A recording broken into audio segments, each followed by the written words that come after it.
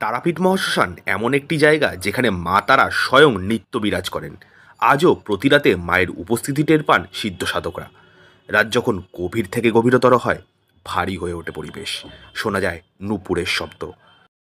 তারাপীঠ মহাশ্মশানে সিদ্ধিলাভ করেছিলেন তারা মায়ের খ্যাপা ছেলে বামদেব। এখানে রয়েছে তার সাধনাক্ষেত্র পঞ্চমুণ্ডির আসন, সেই সঙ্গে তার সমাধি মন্দিরও রয়েছে। তবে শুধু বামাখ্যাপাই নন, তারাপীঠ মহাশ্মশানে যুগ যুগ ধরে সিদ্ধিলাভ করেছেন অনেক সাধকই। তার মধ্যে রয়েছেন স্বয়ং ব্রহ্মার পুত্র বশিষ্ঠ মুনি। তারাপীঠ মহাশ্মশানে আজও রাতের বেলায় গেলে ছমছম করে ওঠে গা। সেখানে আমার কেমন অভিজ্ঞতা হয়েছিল তা নিয়ে একটি বিস্তারিত ভিডিও খুব শিগগিরই নিয়ে আসছি।